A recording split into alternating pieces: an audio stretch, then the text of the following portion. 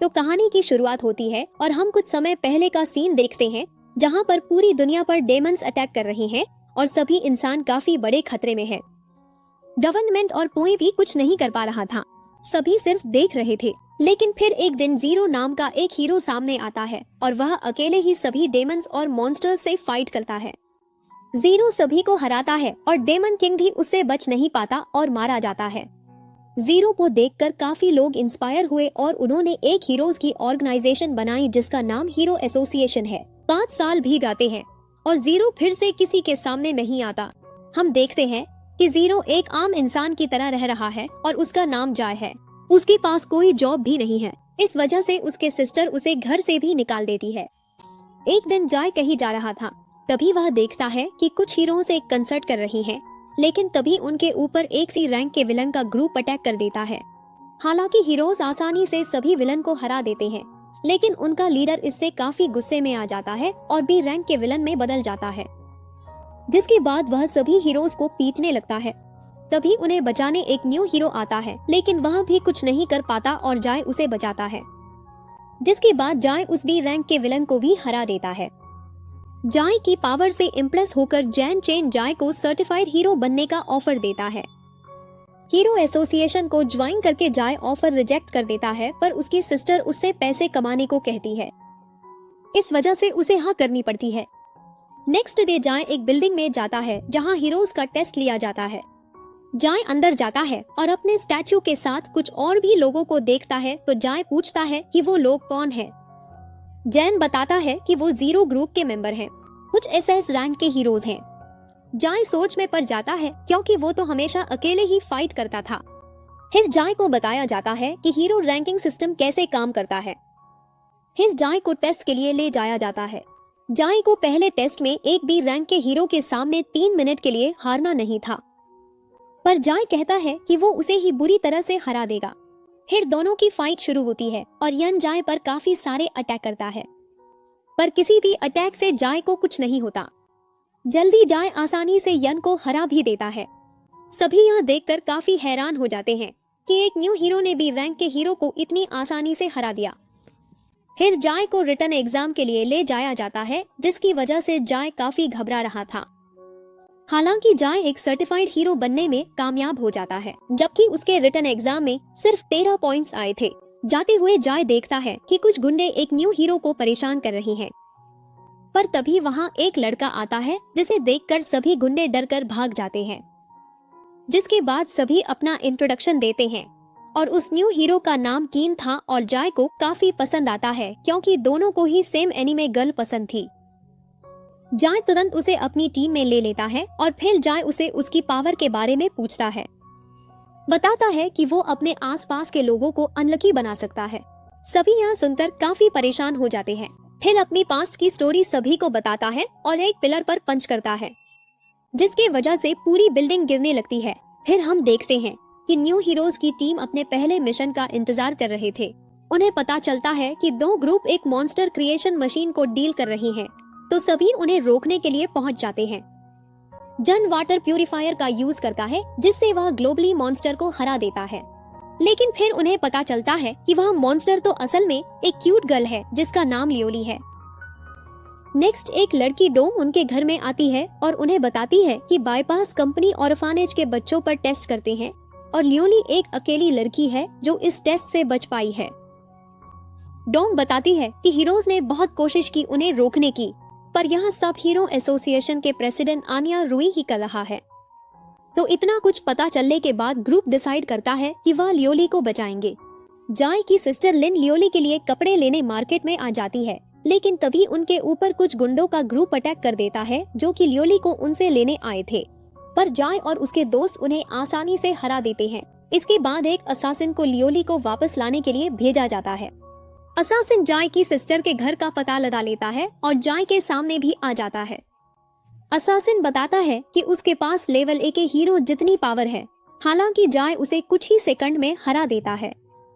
इसे वह असासिन काफी गुस्से में आ जाता है और एक सुपर ड्रग का यूज करता है, जिससे वह काफी स्ट्रांग हो जाता है और उसे इस रैंक जितनी पावर मिल जाती है। पर वह एक गलती कर देता है और जाय की फैमिली को मार देने की कहता है। इस वजह से जाय काफी गुस्से में आ जाता है और वो ससासिन के साथ साथ आधा फॉरेस्ट भी डिस्ट्रॉय कर देता है। अब सभी प्लान बनाते हैं और डोंग बताती है कि उन्हें प्रेसिडेंट को हटाना है और जेनेटिक कंपनी को खत्म करना है। फिर डोंग बताती है कि उन्हें इस काम के लिए हेल्प की जरूरत पड़ेगी, इसलिए वह जाय और उसके दोस्तों को सभी से मिलवाती है जो उनका इस काम में मदद करेंगे। असल में प्रेसिडेंट को अपना ड्रग पूरी दुनिया में सभी को देना था, जिससे पूरी दुनिया में हर जगह फाइट का माहौल फैल जाएगा।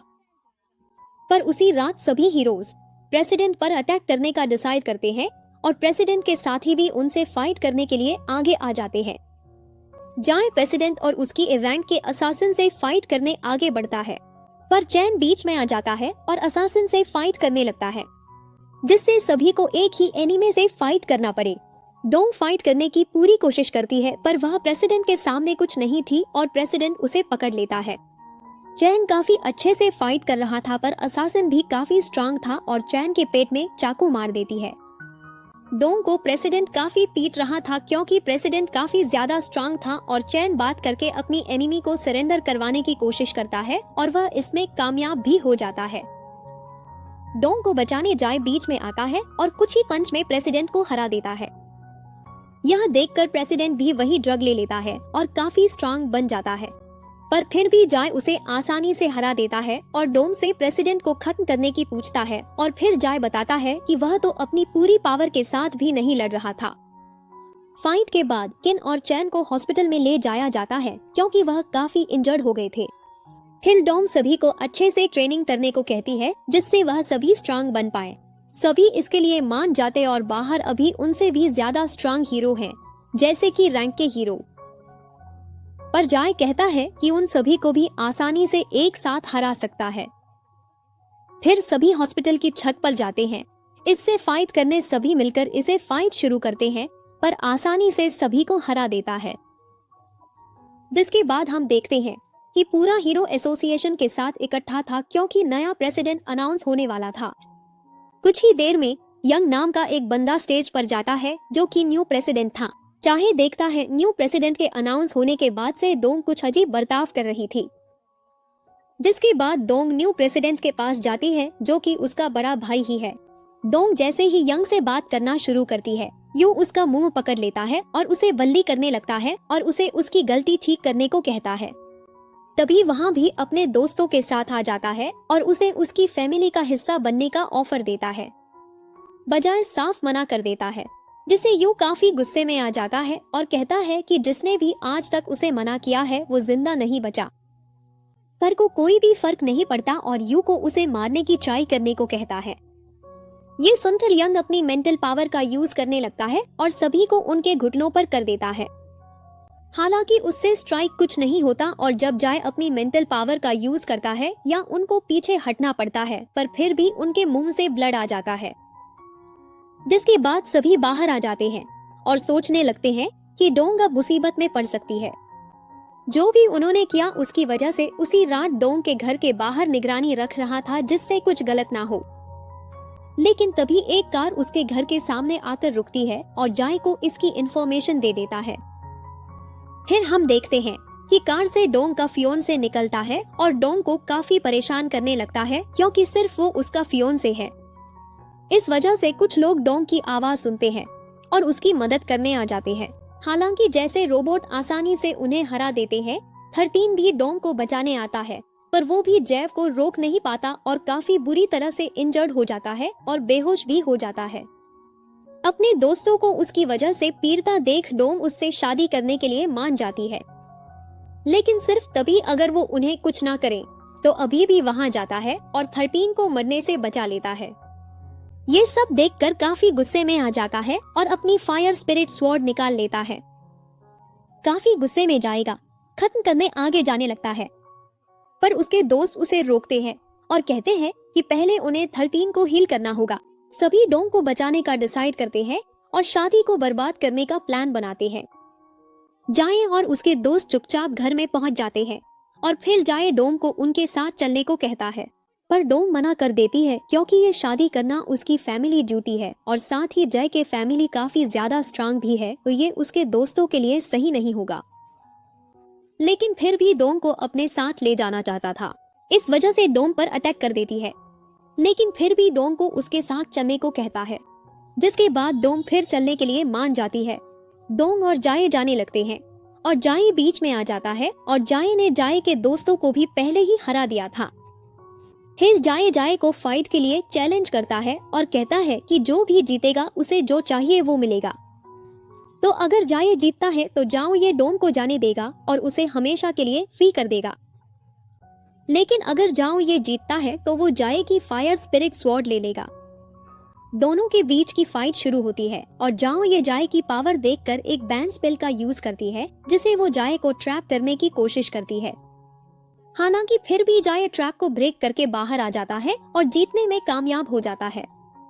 सभी काफी खुश होते हैं जाये की जीत के साथ, लेकिन तभी एक अनजान आदमी हवा में उड़ता हुआ आ जाता है। उस आदमी ने सभी के लाइफ टाइम को स्टॉप कर दिया था, लेकिन सिर्फ जाये को छोड़कर।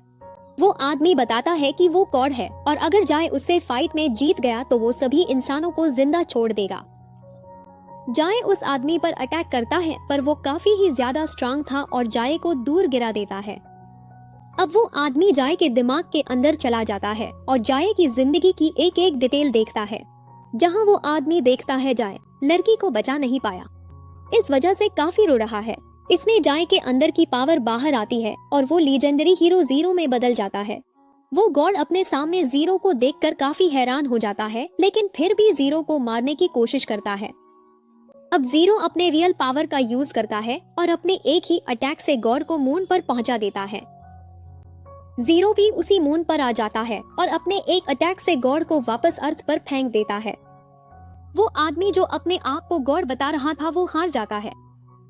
फिर वो बताता है कि वो चाहता था कि वो ऐसी दुनिया बनाए जिसमें कोई भी इविल इंसान ना हो, पर इस बीच में अपना रियल मकसद ही भूल गया और गलत राह पर निकल गया। फिर जाये अपनी शर्ट उतारता है और अपनी बॉडी पर चोटों के निशान देखता है और बताता है कि जो आज तक फाइट उसने की है ये निशान उसी वजह से है। पर वो खुश है क्योंकि उसके हाथ और चेहरे पर कोई निशान नहीं है। इस वजह से उसे डरने की जरूरत नहीं है कि कभी उसकी सिस्टर को इसके बारे में पता चलेगा। साथ ही उस लड़की के बारे में भी बताता है जो उसके हाथों में मर गई और उसी की वजह से उसने हीरो बनना छोड़ दिया। तभी गॉड की बॉडी भी गायब हो जाती है। फिर जाये अपनी सिस्टर से मिलने जाता है और फिर डोम से मिलता है, जो कि अब हीरो एकेडमी में टीचर बनने की तैयारी कर रही है। लेकिन अब ये वीडियो यहीं खत्म होती है। अगर आपको आगे की स्टोरी जाननी हो तो वीडियो को लाइक करें, चैनल को सब्सक्राइब करें, बेल आइकन को भी दबाएं ताकि नेक्स्ट वीडियो का नोटिफिकेशन आप